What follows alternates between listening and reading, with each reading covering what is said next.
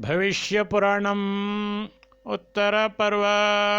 त्रयशीतितमोऽध्यायः धरणीव्रत माहात्म्यवर्णनम्। युधिष्ठिरोवाच यदेतत् परमं गुह्यं सर्ववेदेषु पठ्यते सद्देव पुण्डरीकाक्षः स्वयं नारायणो हरिः स यज्ञैर्विविधैरिष्टैर्व्रतैश्च यदो सत्तमा प्राप्यते परमो देवः सनातन कथञ्चन बहुवित्तेन भगवन्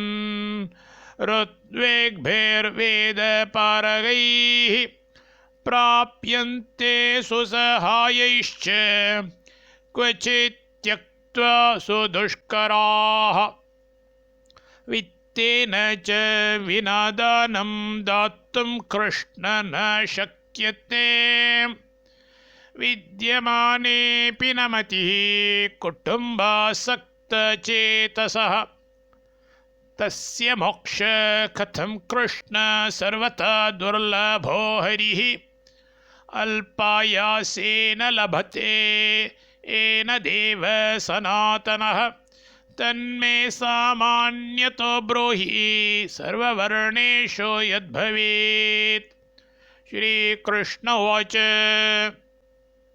कथयामि परं गुह्यं रहस्यं देवनिर्मितं धरण्या यत्कृतं पूर्वं मज्जन्त्यवसुधातले पृथिव्या पार्थिवपुरा सञ्जातसङ्गमोऽम्बुभिः तस्मिन् सलील संलग्ने महीप्रायाद्रसातलं सा भूतधात्री धरणी रसातलगता शुभा आराधयामास विभुं देवं नारायणं परम् उपवासव्रतैर्देवी नियमैश्च पृथक्विधैः कालेन महता तस्याः प्रसन्नो गरुडध्वजः उज्जहार स्थितो क्षेमां स्थापयामास चाच्युतः प्राप्ते मार्गशिरे मासे दशम्यां नियतात्मवान् स्नात्वा देवार्चनं कृत्वा अग्निकार्यं यथाविधि शुचिवासा प्रसन्नात्मा ह्यत्यल्पान्न सुसंस्कृतं भुक्त्वा पञ्चपदं कृत्वा पुनः शौचं च पादयोः कृत्वाष्टाङ्गुलमात्रं तु क्षीरवृक्षसमुद्भवं भक्षयेदन्तकाष्ठं तु ततश्चाचम्य यत्नतः स्पृष्ट्वान्यस्यान्यकर्माणि चिरं ध्यात्वा जनार्दनं शङ्खचक्रगदापाणिं पीताम्बरसमावृतम् एवमुच्चारयेद्वाचं तस्मिन् काले महाद्युते एकादश्यां निराहारः स्थित्वाहमपरेहणे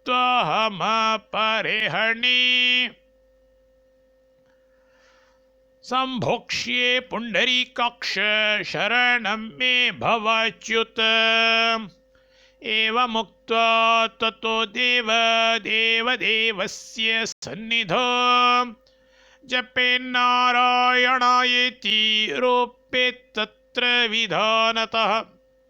ततः प्रभाते विमले नदीं गत्वा समुद्रगाम् इतराम्बा तडागम्बा गृहे वा नियतात्मवान् आनीय मृत्तिकां शुद्धां मन्त्रेणानेन मानवः धारणं पोषणं त्वत्तो भूतानां देवी सर्वदा तेन सत्त्वेन मां पाहि पापान्मोचय सुव्रते।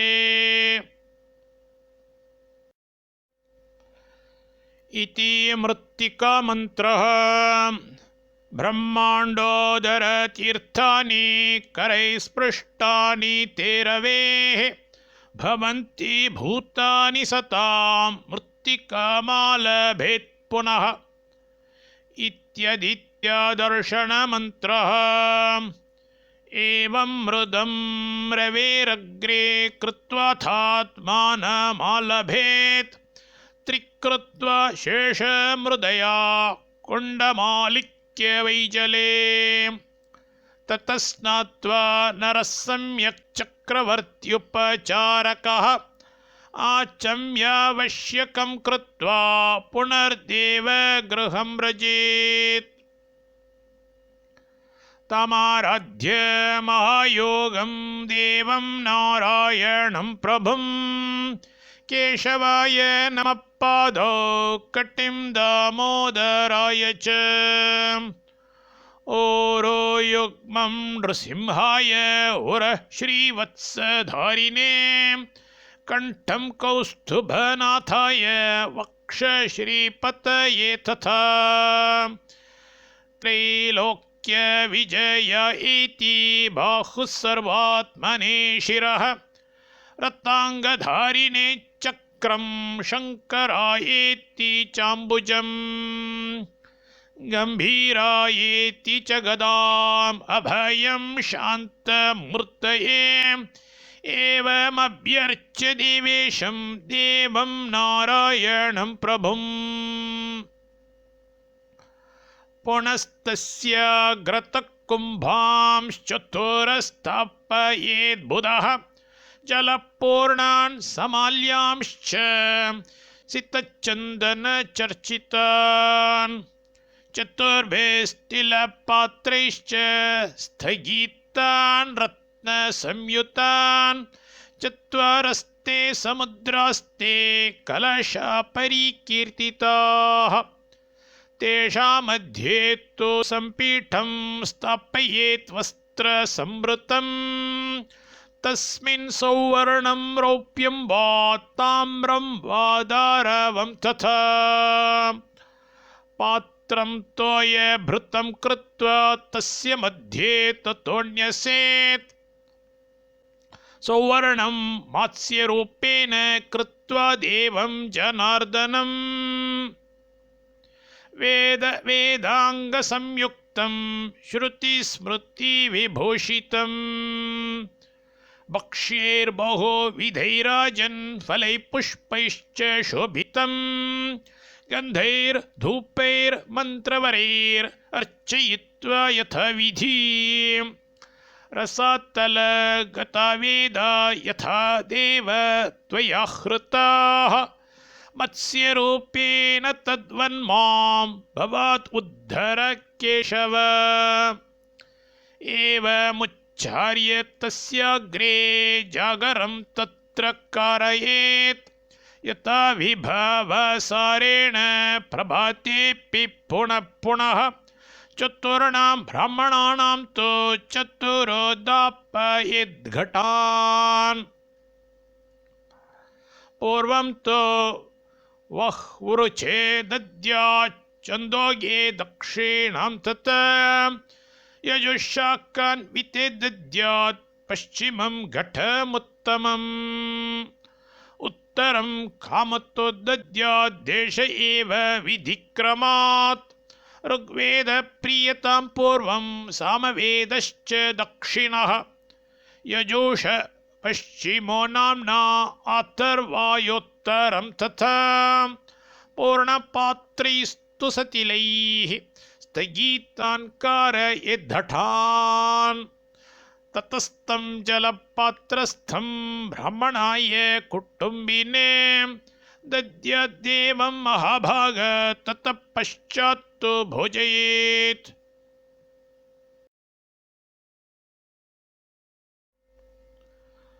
ब्राह्मणान् पायसान्नेन ततः पश्चात् स्वयं गृही भुञ्जीत भृत्यसहितो भाग्यत संयतेन्द्रियः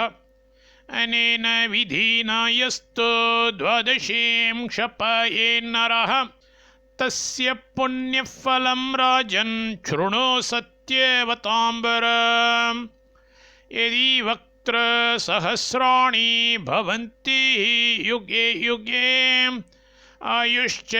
ब्रह्मणस्तुल्यं भवेद्यदि महामते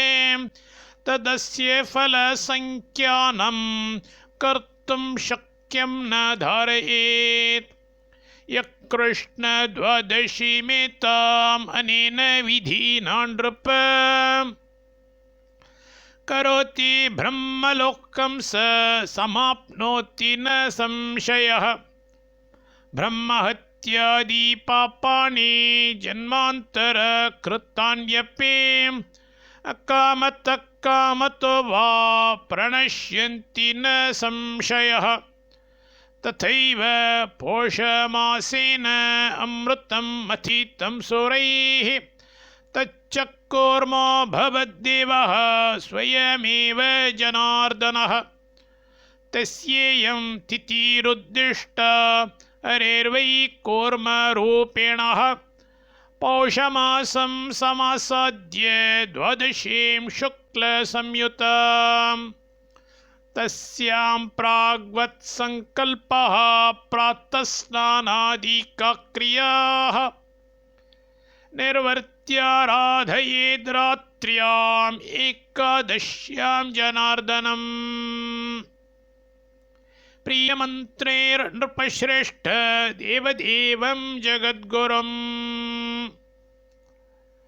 कौर्माय पादौ प्रथमं सुपूज्य नारायणायेति कटिं हरेस्तु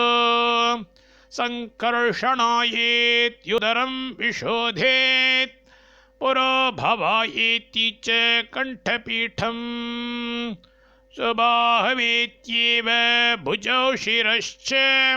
सर्वात्मने पाण्डव पूजनीयो स्वनाममन्त्रेण च शङ्खचक्रे गदां नमस्कार परेण चैव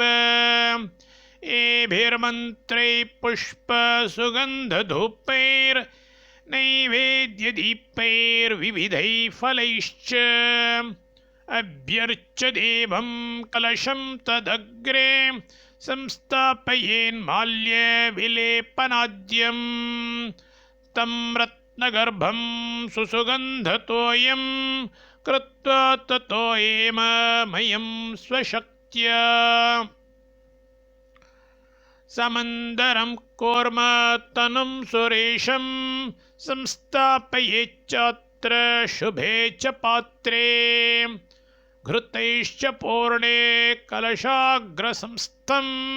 सम्पूजये जागरणनृत्यगीतैः सम्पूज्य विप्रान् घृतपायसेन निवेद्य पूर्वं द्विजपुङ्गवाय निर्वर्त्य सर्वं विधिवत् ततश्च भुञ्जीत सन्तुष्टमनः भृत्यः।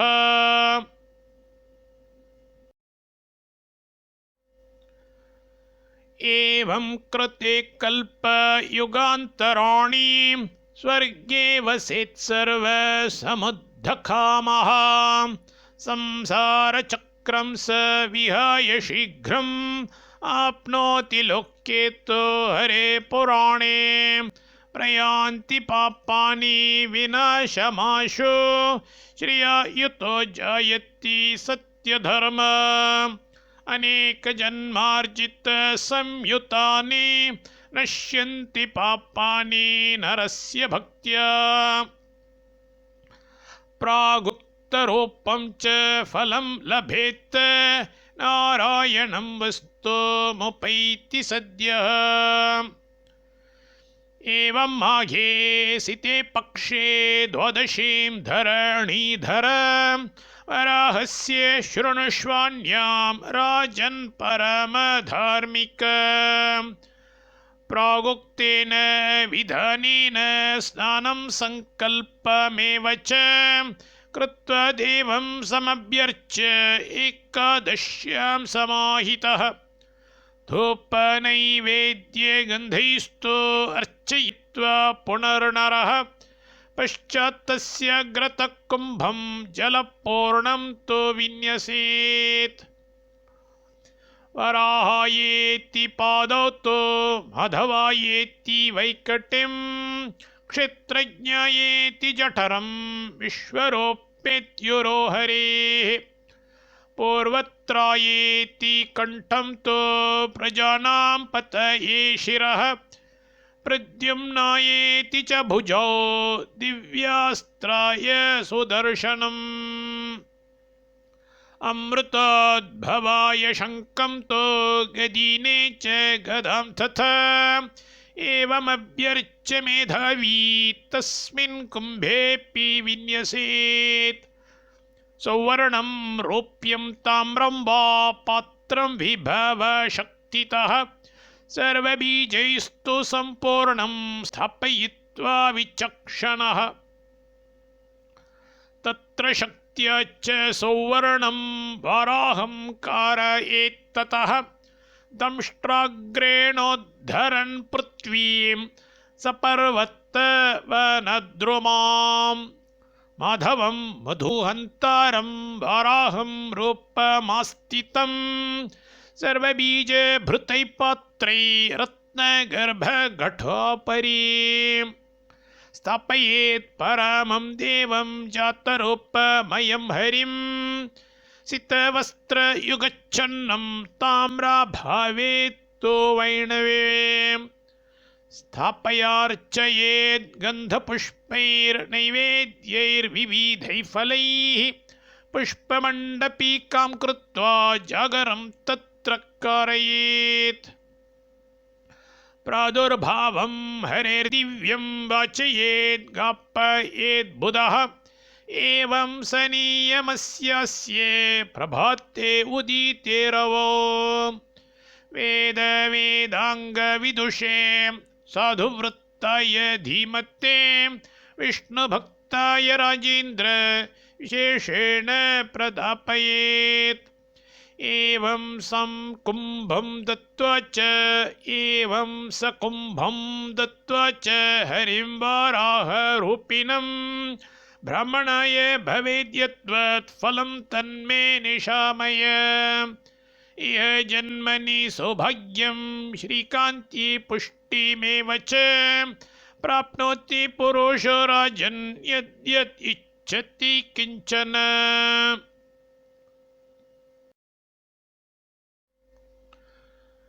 एकापि विधिनोपास्त ददात्यमृतमुत्तमम् किं पुनर्वर्षमेकं च करोति कुरु नन्दन। एषा च फाल्गुने मासि शुक्लपक्षे तु द्वादशी उपोष्य पूर्वविधिना हरिमाराधयेत् सुधीः। नरसिंहाय पादौ तु गोविन्दायोदरं तथा कटिं विश्वसृजे पूज्य अनिरुद्धेत्युरो हरेः। कण्ठं तु शितिकण्ठाय वैनतेयाय वै शिरः असुरध्वंसनायेति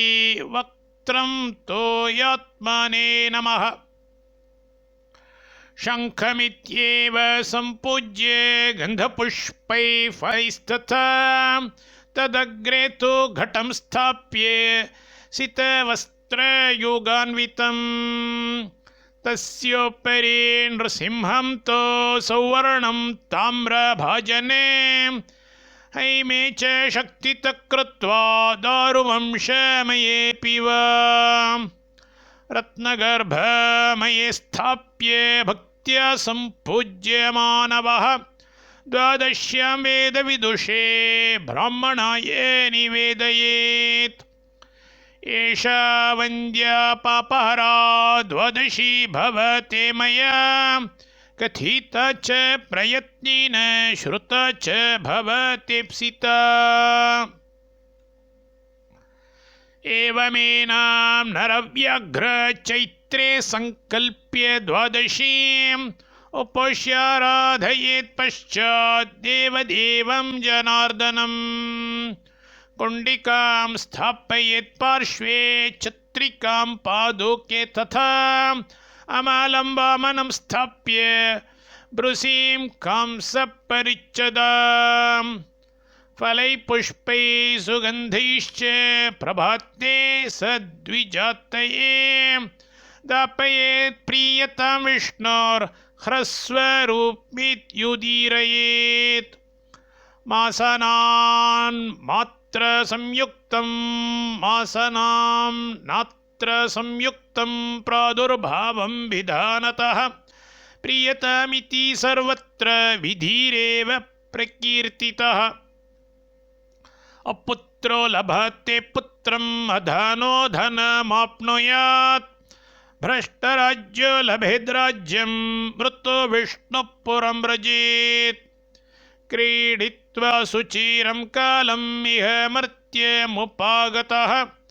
चक्रवर्ती भवेदीमान् ययातिरिति नाहुषः वैशाख्येऽप्येवमेवं तो संकल्प्य विधिवन्नरः तद्वत् स्नानं मृदा तद्वत् ततो देवालयं व्रजेत् तत्राराध्य हरिं भक्त्या एभिर्मन्त्रैर्विचक्षणः जामदग्न्याय पादौ तो उदरं सर्वधारिणे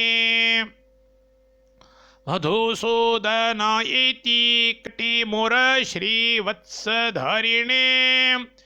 मधुसूदनायेति कटिमुरश्रीवत्सधारिणे क्षत्रान्तकाय च भुजो मणिकण्ठाय कण्ठकम् पूजये नियतो भूत्वा सुरूपायेति वैमुखम् स्वनाम्ना शङ्खचक्रे च शिरो ब्रह्माण्डधारिणे एवमभ्यर्च्य मेधावी प्राग्वंशस्याग्रतो घटम् विन्यस्येत् पुष्पवस्त्राढ्यं सितचन्दनचर्चितम् वैनवे पात्रे स्थापयेन् मधुसूदनं जामदग्नेन रूपेण कृत्वा सुवर्णमग्रतः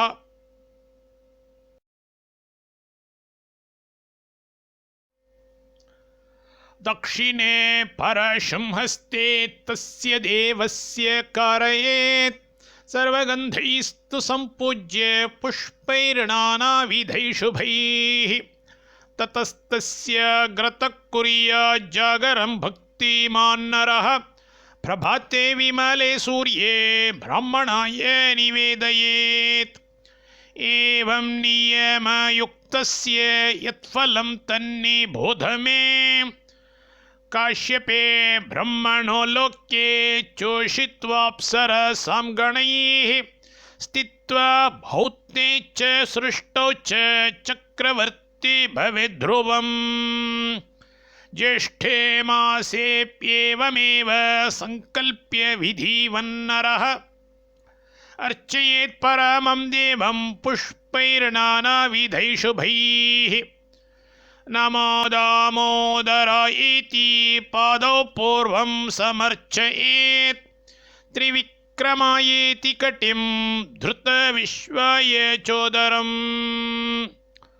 उरसंवर्तकायेति कण्ठं संवत्सराय च सर्वसुधारिणे बाहुं स्वनाम्नाब्जरथाङ्गके सहस्रशिरसेऽभ्यर्च्य शिरस्तस्य महात्मनः एवमभ्यर्च्य विधिवत् प्रागुक्तविधिवन्यसेत् प्राग्वत् वस्त्रसुगन्धैश्च सुवर्णौ रामलक्ष्मणौ अर्चयित्वा विधानेन प्रभाते ब्राह्मणायतो दातव्यो मनसा कामं इहता पुरुषेण तो अपुत्रेण पुरा पृष्टो राज्ञा दशरथेन तो पुत्रकामेन यजता वसिष्ठपरमार्चितः इदमेव विधानं तो कथयामास वै द्विजः स रहस्यं विदित्वात्र स राजा कृतवानिदम् तस्य पुत्र स्वयं जज्ञे रामो नाम महाबलः चतुर्धा सोऽव्ययो विष्णोः परितोषादजायत एतदेवं मया ख्यातं परलोके सुखप्रदम्। श्रीकृष्ण उवाच आषाढेऽप्येवमेव तु संकल्प्य विधिना नरः अर्चयेत् परमं देवं गन्धपुष्पैः समाहितः वासुदेवाय पादौ तु कटिं संकर्षणाय च प्रद्युम्नायेति जठरम् अनिरुद्धाय वै नमः चक्रपाणिं भुजौ कण्ठं मुखं भूपतये तथा स्वनाम्ना शङ्खचक्रे तु पुरुषायेति वै शिरः एवमभ्यर्च्य मेधावी प्राग्वत्तस्याग्रतो घटम् विन्यस्य वस्त्रसंयुक्तं तस्योपरि ततोऽन्यसेत् काञ्चनं वासुदेवेति चक्रबाहुं सनातनम् तमभ्यर्च्य विधानेन गन्धपुष्पादिभिक्रमात् प्राग्वत्तद्ब्राह्मणे दद्यात् वेदवादिनी सुव्रते एषा ह्युपोषिता राजन् विद्यां विप्रे प्रयच्छति राज्यं च भ्रष्टराज्यानाम् अपुत्राणां सुतान् बहून् वृतो विष्णुपुरे रम्ये क्रीडते कालमक्षयम्।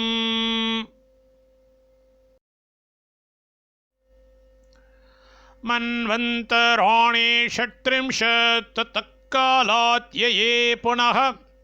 इह लोके भवेद्राजा सप्तजन्मनि मानवः दाता यशक्षमायुक्तस्ततो निर्वाणमाप्नुयात्। श्रीकृष्ण उवाच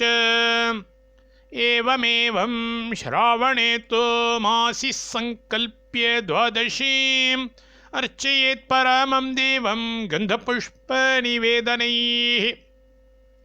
बुधाय पादौ सम्पूज्य श्रीधरायेति वैकटिं पद्मोद्भवाय जठरम् उरसंवत्सराय च सुग्रीवायेति वैकण्ठं भुजौ वै चित्रबाहवे प्राग्वदस्त्राणि सम्पूज्य ब्राह्मणाय निवेदयेत्। अनेन विधिना सर्वां द्वादशीं समोपोषितः शुद्धोदनेन तस्याभूत् स्वयं पुत्रो जनार्दनः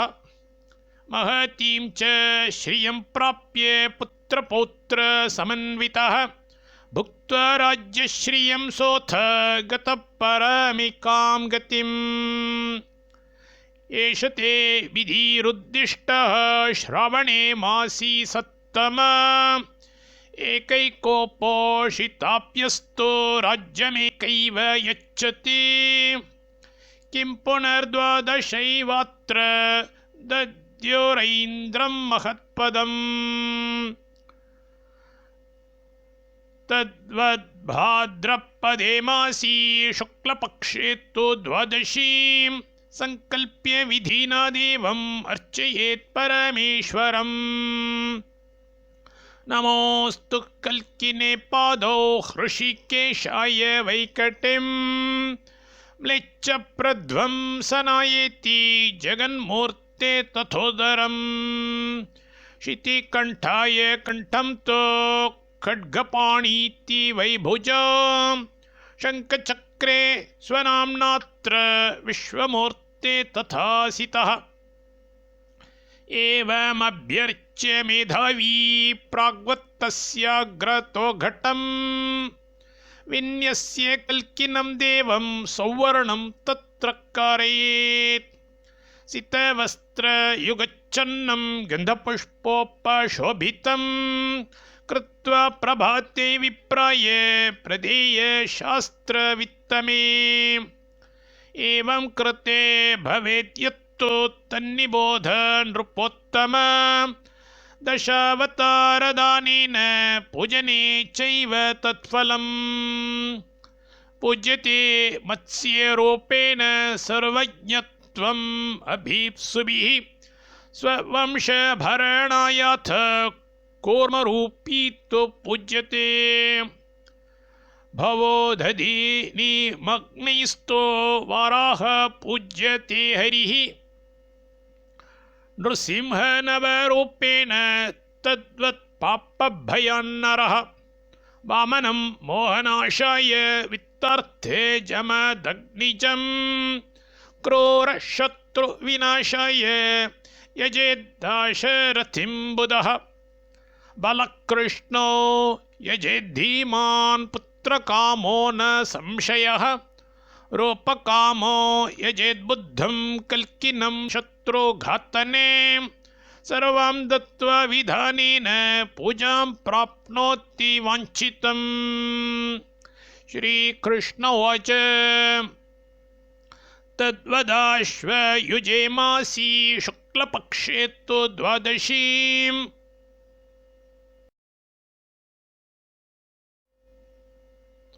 संकल्प्याभ्यर्चये देवं पद्मनाभं सनातनम् पद्मनाभाय पादौ तु कटिं वै पद्मयोनये उदरं सर्वदेवाय पुष्कराक्षाय वा उरः अव्ययाय तथा शीर्षं प्राग्वदस्त्राणि पूजयेत् ततस्तस्य घृतकुम्भं माल्यवस्त्रसमन्वितं यथाशक्त्या काञ्चनेन पद्मनाभेति भूषितम् रात्रौ तु जागरं कृत्वा प्रभाते विमले ततः ब्राह्मणे तत् प्रदातव्यं संसारभयभीरुणा एवं कृते तु यत्पुण्यं तद्वक्तुं शक्यते कथम् ब्रह्महत्यादि पापानि किं तु पञ्चैव भारत नश्यन्ति कृतपुण्यस्य विष्णोर्नामानुकीर्तनात्। श्रीकृष्ण उवाच शृणु राजन् महाबाहो कार्तिके मासी द्वादशीम् उपोष्य विधिना येन यथास्य प्राप्यते फलम् प्राग्विधानेन संकल्प्य वासुदेवं प्रपूजयेत्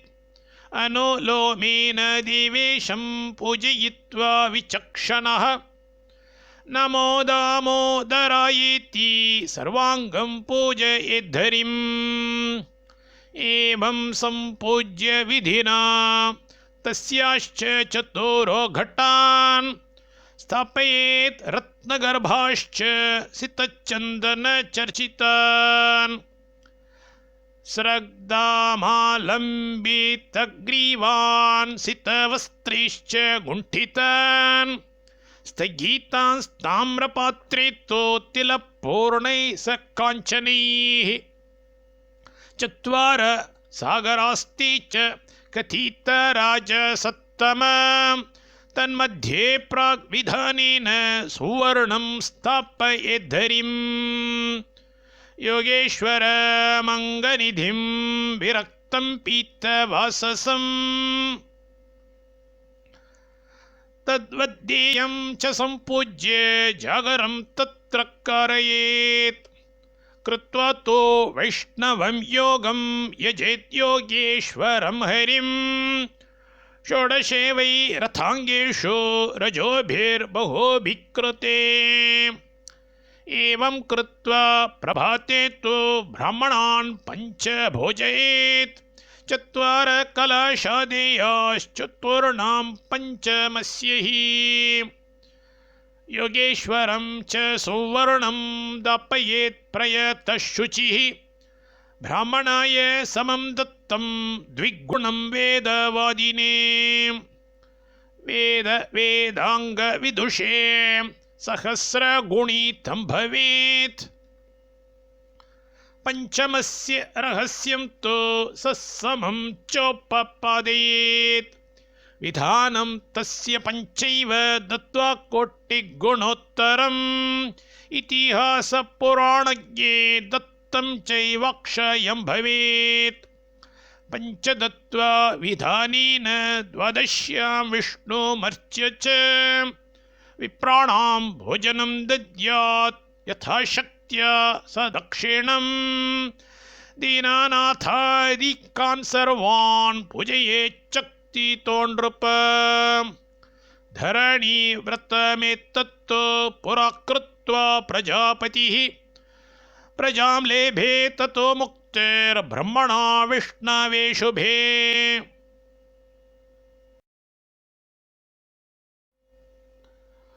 यवनाश्वो हि राजर्षेरनेन विधिना पुरा मान्धातारं सुतं लेभे परं ब्रह्म च शाश्वतम् ततः हैहयदायादः कृतवीर्यो नराधिपः चक्रवर्तिसुतं लेभे सहस्रार्जुनमूर्जितम् शकुन्तलाप्येवमेव व्रतं चित्वा नरोत्तमम् लेभे शाकुन्तलं पुत्रं दुष्यन्तश्चक्रवर्तिनम् तथा पुराणराजानो विधोक्ताश्चक्रवर्तिनः अनेन विधिना प्राप्ताश्चक्रवर्तित्वमुत्तमम् धरण्या अपि पाताले मग्नया चरितं पुरा व्रतमेतत्ततो नाम्रा धरणी व्रतमुच्यते समाप्तेऽस्मिंस्तदा देवी हरिणा क्रोडरूपिणा उद्धृत दशनाग्रेण स्थापिता नौरिवाम्भसि धरणी व्रतमेतत्ते कथितं पाण्डोनन्दन य इदं शृणुयाद्भक्त्या यश्च कुर्यान्नरोत्तम सर्वपापविनिर्मुक्तो विष्णुसायुज्यमाव्रजेत् चेर्णं रसातलतले गतया धरण्या तेन प्रसिद्धिं अगमद्धरणीव्रतेति सद्य समाचरति धर्मरतिर्धरित्र्याम् मुद्धृत्य सप्तपुरुषान् स परं प्रयाति उद्धृत्य सप्तपुरुषान् स परं प्रयाति इति श्रीभविष्ये महापुराण उत्तरपर्वणि श्रीकृष्णयुधिष्ठिरसंवादे धरणीव्रतं नाम 83तमोऽध्यायः।